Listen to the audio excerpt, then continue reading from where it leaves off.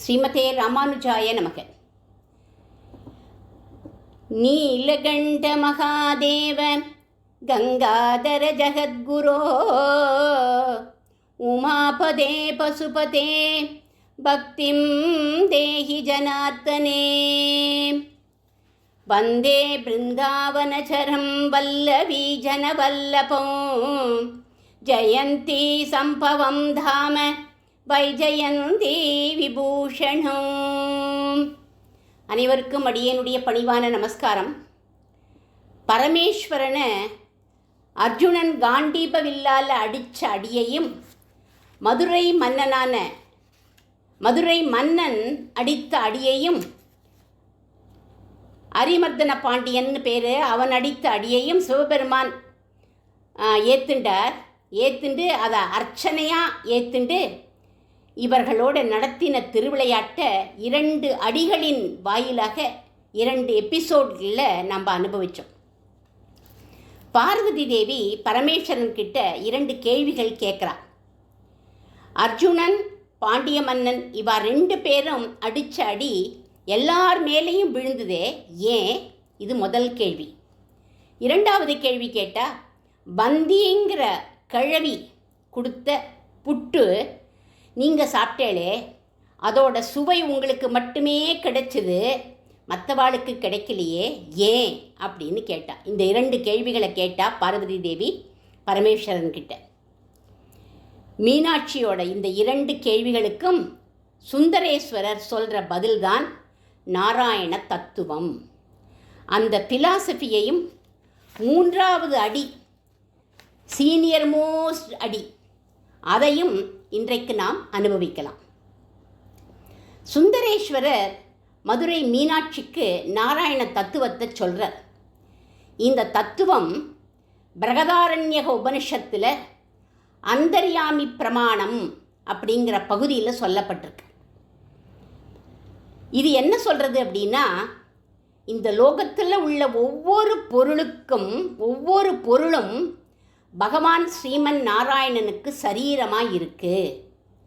எஸ்ய பிருத்திவி சரீரம், எஸ்ய தேஜஸ் சரீரம், எஸ்ய தமஸ் சரீரம், எஸ்ய ஆபஸ் சரீரம், எஸ்ய ஆகாச சரீரம், எஸ்ய ஆத்மா சரீரம். பஞ்சபூதங்கள்னு சொல்லப்படுற நிலம், நீர், காற்று, நெருப்பு, வானம் இவை ஒவ்வொன்றுக்குள்ளேயும் பகவான் நாராயணன் நிறைஞ்சி இருக்கான். எப்படின்னா, பூமியை தனக்கு உடலாக கொண்டிருக்கான் அவன். அதாவது பூமிக்குள்ளே அவன் இருக்கான். ஆனால் அவன் பூமியை விட வேறுபட்டவன். பூமிக்கு அவனை தெரியாது. ஆனால் அவன் இல்லைன்னா பூமி இயங்காது. அவன்தான் ஏஷத ஆத்மா அந்தர்யாமி அமிர்தக. அமிர்தம் அப்படின்னா போற்றப்படக்கூடியவன் அப்படின்னு அர்த்தம். அக்னிக்குள்ள அவன் இருக்கான். அக்னி அவனுக்கு உடல். ஆனால் அக்னியை விட வேறுபட்டவன் அவன். அக்னிக்கு அவனை தெரியாது. ஆனால் அவன் இல்லைன்னா அக்னி இயங்காது. அவனைத்தான் அமுதன் அப்படிங்கிறோம். இந்த மாதிரி ஒவ்வொரு பஞ்சபூதங்களுக்குள்ளேயும் அவன் இருக்கான். அறிவில்லாத ஜடப்பொருளை அச்சேதனம் அப்படின்னு சொல்வோம். அறிவு, ஞானம் எல்லாம் உள்ளவாளை என்ன சொல்லுவோம் அப்படின்னா சேத்தனர்கள் அப்படின்னு சொல்லுவோம். அவள் தான் ஜீவாத்மாவாகிய நாம் அப்படின்னு சொல்லுவோம். அச்சேதனத்துக்குள்ளேயும் அவன் இருக்கான். சேதனர்களான நமக்குள்ளேயும் அவன் இருக்கான். ஆனால் வேறுபட்டவனாக இருக்கான் அவன். நமக்கு அவனை தெரியாது. ஆனால் நமக்குள்ள அவன் இருந்துண்டு அவன் இயங்கலை அப்படின்னா நம்மளால் இயங்கவே முடியாது. இப்படி ஜீவாத்மாவை சரீரமாக கொண்டு ஜீவாத்மாக்குள்ள பரமாத்மாவான் அவன் இருக்கான்.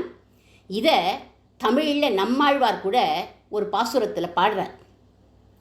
திடவிசும்பு எரிவழி நீர் நிலம் இவை மிசை படற்பொருள் முழுவதுமாய் அவை தொறும் உடல் மிசை உயிரென கரந்தெங்கும் பரந்துடன் சுடர்மிகு சுருதியுள் இவை உண்ட சுரனே அப்படின்னு பாடுறார் அவர். உடல் மிசை உயிரென கரந்தெங்கும் பரந்துடன் அப்படிங்கிறார். எப்படி உபனிஷத் சொல்லித்தோ அதே மாதிரியே இவரும் சொல்கிறார். இப்படி சேதன அச்சேதன வஸ்து எல்லாத்துக்குள்ளேயும் இருக்கான். எல்லாவற்றையும் உடலாக கொண்டு உயிராக அந்த பரமாத்மா நாராயணன் இருக்கான். மொத்த பிரபஞ்சமும் நான், நீ, மதுரை மக்கள் எல்லாருமே நாராயணனுக்கு சரீரம். உடம்பில் ஒரு இடத்துல அடித்தா உடம்போட மற்ற பகுதியும் அதை உணரும். இதுக்கு சிம்பிளாக ஒரு எக்ஸாம்பிள் சொல்லலாம். கண்ணால் தானே டிவியை பார்க்குறோம், மொபைல் ஃபோனெல்லாம் பார்க்குறோம். இப்போ கண்ணால் தானே நான் உங்களெல்லாம் பார்த்துட்டுருக்கேன். கண்ணு மட்டுமா வலிக்கும், தலையும் சேர்ந்து வலிக்கிறது இல்லையா? ஏன்னா ஒரே உடம்பு. அது மாதிரி தான் எல்லாரும் நாராயணனுக்கு சரீரம். அதனால தான் அர்ஜுனன் அடித்த அடி, பாண்டிய மன்னன் அடித்த அடி 14 லோகத்துக்கும் பலிச்சுது. ஏன்னா 14 லோகமும் அவனுக்கு சரீரம். இதுதான் ரகசியம் அப்படின்னு சொன்னார் பரமசிவன் பார்வதி தேவி கிட்ட. உடனே பார்வதி தேவி கேட்குறா, நாம் மற்றவாழை அடித்தா எல்லாருக்கும் வலிக்கிறது இல்லையே அப்படின்னு கேட்டார். கரெக்டு தானே? அடியனுக்கும் இந்த சந்தேகம் இருந்தது. நானும் ஒரு டீச்சர், ஒரு குழந்தைய அடிக்கிறேன், மற்ற குழந்தைகள்லாம் வலிக்கிறதுன்னு சொல்கிறது இல்லையே. இதுக்கு ஆப்போசிட்டாக வாங்கு வாங்கு நன்னா அடி வாங்கு அப்படின்னு சந்தோஷமான அதுகள்லாம் இருக்குது. பார்வதி தேவி கேட்ட இந்த கேள்விக்கு பரமசிவன் பதில் சொல்கிறார். பார்வதி தேவிக்கு மட்டும் இல்லை, நம்ம எல்லாருக்குமே சேர்த்து தான் இந்த பதிலை சொல்கிறார் அவர். அம்மா பார்வதி, இதில் ஒரு ரகசியம் இருக்குது. வெறுமனை எல்லாரும் பகவானுக்கு சரீரம் அப்படிங்கிற தியரியை மட்டும் புரிஞ்சுண்டா போகாது. ப்ராக்டிக்கலாக அனுபவத்தில் அதை உணரணும் அப்படின்னு சொல்கிறார் பரமசிவன். வெறும் தியரியை மட்டும் அவன் சரீரமாக இருக்கான், எல்லாருக்குள்ளேயும் அவன் இருக்கான் அப்படின்னு சொன்னால் போகாது. ப்ராக்டிக்கலாக அதை உணரணும். நம்ம எதிரில் தெரிகிற ஒவ்வொன்றையும் தனித்தனியாக பார்க்கக்கூடாது. ஃபார் எக்ஸாம்பிள், ஒரு மணி மாலை இருக்குது, நம்ம கண்ணுக்கு மணிகள் தான் தெரியும், உள்ளே இருக்கிற நூல் தெரியவே தெரியாது. ஆனால் அந்த நூல் உள்ளே இல்லை அப்படின்னா அந்த மணிகள் எதுவுமே சேர்ந்து இருக்காது. கண்ணுக்கு தெரியலைங்கிறதுக்காக நூல் இல்லை அப்படின்னு அர்த்தம் இல்லை. அது மாதிரி நாம் வெளியில் பார்க்குற போது பல உயிர்கள் தனித்தனியாக இருக்கா அப்படின்னு நம்ம நினச்சிக்கிறோம். ஆனால் ஒரு இன்விசிபிள் த்ரெட்டு எப்படி எல்லாத்தையும் கனெக்ட் பண்ணுறதோ, அந்த இன்விசிபிள் த்ரெட்டாக பகவான் இருக்கான். நாம் யாரும் தனித்தனி கிடையாது. வெளியில் தெரிகிற உடல் வேணால் வேறு மாதிரி இருக்கும். ஒருத்தர் குட்டையாக இருப்பா, ஒருத்தர் நெட்டையாக இருப்பா, கருப்பாக இருப்பா, குள்ளமாக இருப்பா, பருமனாக இருக்கலாம். ஆனால் ஒவ்வொருத்தருக்குள்ளேயும் இருக்கக்கூடிய ஜீவாத்மா எப்படி இருக்கார் அப்படின்னா அட்டாமிக் சைஸில் இருக்காராம், அணு மாத்திரமாக இருக்காராம். கண்ணுக்கு தெரியாது, இன்விசிபிள். நாங்கள் கெமிஸ்ட்ரி டீச்சர் சொல்கிற போது, ஆட்டம் சொல்கிற போது invisible, it cannot be divided அப்படின்னு தான் சொல்லுவோம். அதே மாதிரி தான் ஜீவாத்மாவும் இன்விசிபிள், அணு மாத்திரமாக இருக்கார், கண்ணுக்கு தெரியாது. ஆனால் எப்பேற்பட்டது இந்த அணு மாத்திரமான ஜீவாத்மா அப்படின்னா ஞானமயமானது. எல்லாருக்குள்ளேயும் இருக்கிற அந்த ஜீவாத்மா ஞானமயமானது, ஆனந்தமே வடிவெடுத்தது. எல்லாமே பகவானுக்கு சரீரமாக அவனுக்கு மேன்மை சேர்க்கவே ஏற்பட்டதுன்னு சாஸ்திரம் சொல்கிறது. இந்த ஜீவாத்மாவோட அடையாளத்தில் வேறுபாடே கிடையாது. எனக்குள்ளே இருக்கிற ஜீவாத்மா அணுமாத்திரம், ஞானமயமானது, ஆனந்தமயமானது. இதே மாதிரி கேட்டுருக்கிற உங்கள் ஒவ்வொருத்தருக்குள்ளேயும் இருக்கிற ஜீவாத்மா அணுமாத்திரமாக இருக்குது, ஞானமயமாக இருக்குது, ஆனந்தமயமாக இருக்குது. ஆனால் வெளியில் உடம்பு மட்டும் ஒருத்தர் கருப்பு, ஒருத்தர் உயரம், ஒருத்தர் பருமன், ஒருத்தர் எனக்கு வேண்டியவன், ஒருத்தன் வேற மொழி பேசுகிறவன், வேற இனத்தைச் சேர்ந்தவன்னு உடம்பை மட்டுமே பார்த்து நம்ம சொல்கிறோம். எக்ஸ்டர்னல் அப்பியரன்ஸை பார்க்கறத விட்டுட்டு உள்ளுக்குள்ளே இருக்கிற ஜீவாத்மான்னு பார்த்தா எல்லாருமே ஞானமயமானவர்கள், ஆனந்தமயமானவர்கள், எல்லாருமே பகவானுக்கு சரீரம். இப்படி பார்க்க ஆரம்பிக்கணும். இத்தனை ஆத்மாக்களுக்குள்ளும் இன்விசிபிள் த்ரெட்டான பரமாத்மாவோட இணைக்கப்பட்டிருக்கு இத்தனை ஜீவாத்மாவும். இன்விசிபிளாக இருக்கிற த்ரெட்டான பரமாத்மாக்குள்ளே இணைக்கப்பட்டிருக்கு. ஆட்டம் சைஸில் இருக்கிற ஜீவாத்மா கண்ணுக்கு தெரியவே தெரியாது. ஜீவாத்மாக்குள்ளே இருக்கிற பரமாத்மாவும் கண்ணுக்கு தெரியாது. இதைத்தான் உபனிஷத் சொல்கிறது அகம் பிரம்மாஸ்மி அப்படின்னு சொல்கிறது. நானே பிரம்மம், நானே கடவுள் அப்படிங்கிறது. நாம் கடவுளாக ஆக முடியுமோ? இதை பகவத் ராமானுஜர் ரொம்ப அழகாக எக்ஸ்பிளைன் பண்ணுறார். தாகமாக இருக்குது, கொஞ்சம் தண்ணி கொண்டு வா அப்படின்னு ஒருத்தர்கிட்ட நம்ம சொல்கிறோம். அவர் என்ன பண்ணுவார்? ஒரு சொம்பில் தண்ணி கொண்டுட்டு வருவார். நீங்கள் என்ன கொண்டு வந்திருக்கேள் அப்படின்னு கேட்டால் அவர் தண்ணி கொண்டு வந்தேன் அப்படின்னு தான் சொல்லுவார். அவர் சொம்பு கொண்டு வந்தாரா இல்லை தண்ணி கொண்டு வந்தாரா? சொம்பு தான் அவர் கொண்டு வந்தார், அதுக்குள்ளே தண்ணி இருக்குது. ஆனால் சொம்பு கொண்டு வந்தவர் தண்ணி கொண்டு வந்தேன் அப்படிங்கிறாரே, ஏன்? தண்ணீரை உடைய சொம்புக்கு தண்ணீர் அப்படின்னே பேர். அந்த மாதிரி ஜீவாத்மா சொம்பாக இருக்குது. அந்த சொம்புக்குள்ள தண்ணீராக யார் இருக்கான்னா பரமாத்மா இருக்கான். தண்ணீரை உடைய சொம்பை எப்படி தண்ணீர்னு நம்ம அழைக்கிறோமோ அதே மாதிரி பரமாத்மாங்கிற தண்ணீருக்கு சொம்பாக இருக்கிற ஜீவாத்மாவை பரமாத்மா அப்படின்னே சொல்லலாம், அழைக்கலாம். அதனால அகம் பிரம்மாஸ்மி, எல்லாரும் கடவுள் அப்படின்னு இந்த ஸ்டேட்மெண்ட்டுக்கு ஆர்கியூ பண்ணுவா எல்லாரும். ஆனால் சொம்பும் தண்ணீரும் ஒன்றாயிடுமோ? அந்த பகவான் எல்லாருக்குள்ளேயும் இருக்கான் அப்படிங்கிறார் சுவாமி ராமானுஜர். நிற்கின்றதெல்லாம் நெடுமால் என்று ஓதாதார் கற்கின்றதெல்லாம் கடைன்னு ஆழ்வார் கூட சொல்கிறார். நம்ம ஒவ்வொருத்தருக்குள்ளேயும் பகவான் இருக்கான். நம்ம மணிகளாக இருக்கோம். அவன் கண்ணுக்கு தெரியாத நூலாக இருந்து நம்மளை இணைக்கிறான். நாம் சொம்பாக இருக்கோம். அவன் தண்ணீராக உள்ள நீக்கமர நிறைஞ்சி இருக்கான். இதை அனுபவத்தில் ஒவ்வொருத்தரும் உணரணும். நாமும் பகவானுக்கு சரீரம், நமக்குள்ள அந்தர்யாமியாக பகவான் இருக்கான். இருக்கின்ற அத்தனையும் அவனுக்கு சரீரம். ஒவ்வொருத்தருக்குள்ளும் அவன் இருக்காங்கிறத நாம் புரிஞ்சுட்டு போட்டி, பொறாமை, துவேஷம், சண்டை, சச்சரவுன்னு எல்லாத்தையும் விட்டுட்டு வாழ்க்கையை பார்த்தா வாழ்க்கை எப்படி இனிக்கும் தெரியுமா? நான் சாப்பிட்ட புட்டு மாதிரி இனிக்கும் அப்படிங்கிறார் சிவபெருமான். இதை உணரலை அப்படின்னா புட்டோட சுவை தெரியவே தெரியாது அப்படின்னு பார்வதி தேவிக்கு சிவபெருமான் எடுத்து சொன்னார். இப்படி ப்ராக்டிக்கலாக உணரணும் அப்படின்னார்.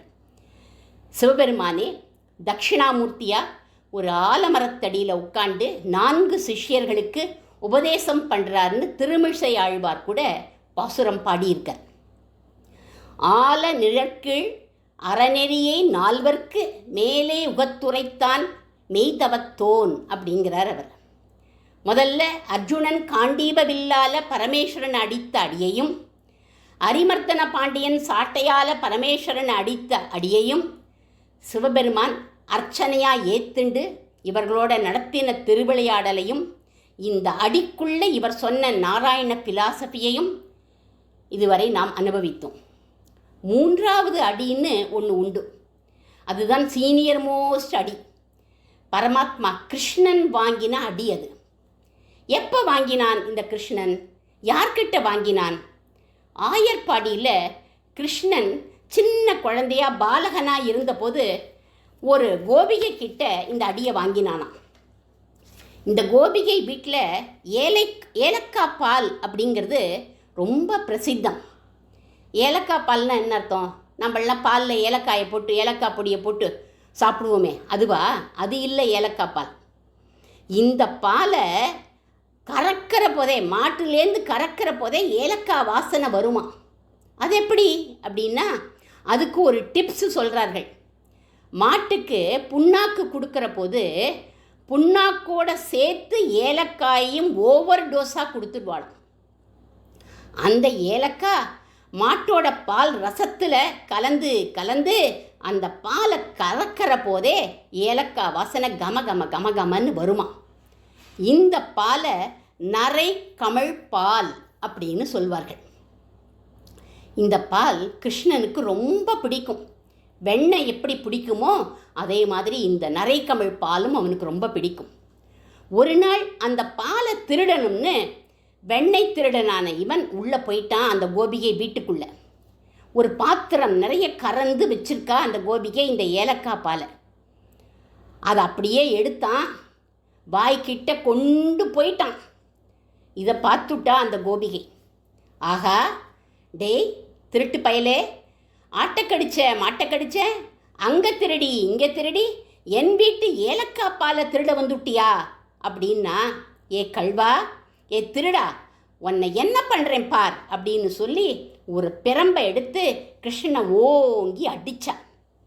அந்த அடி அவன் மேலே விழலை, அவனுக்கு வலிக்கலை. அடித்த கோபிகை ஐயோ வலிக்கிறதே அப்படின்னு முதுக பிடிச்சுண்டா. இவ மட்டும் இல்லை, சத்தியலோகத்தில் இருக்கிற பிரம்மா அவரும் முதுக பிடிச்சுண்டாராம், அவருக்கும் வலிச்சுதான். ருத்ரன், இந்திரன், எல்லா தேவதைகளுக்கும் வலிச்சுதான், அவா மேலேயும் பட்டுதான். பூலோகத்தில் இருக்கிற புல் பூண்டு ஈ எறும்புலேருந்து சகல ஜீவராசிகளுக்கும் பட்டுது. பாதாள லோகத்தில் உள்ள நாகர்கள் அவா வரையிலும் பட்டுதான் இந்த அடி. 14 லோகமும் அடிப்பட்டுதுன்னு அஷ்டப்பிரபந்தத்தில் பிள்ளை பெருமாள் கவி அப்படிங்கிறவர் பாடுறார். அந்த கவியை பாடினதை பாருங்கோ. கடிக்கும் பிறை வெவ்வாளை இற்று காளியன் மேல் நடிக்கும் பெரிய பெருமாள் திருவரங்கர் நரை கமழ்பால் குடிக்கும். இவர் சொல்கிறார் நரை கமழ்பால் அப்படிங்கிறார் இவர். நரை கமழ்பால் குடிக்கும் களவுக்கு மாறு கொண்டு ஒரு கோபிகை பற்றி அடிக்கும் பொழுது.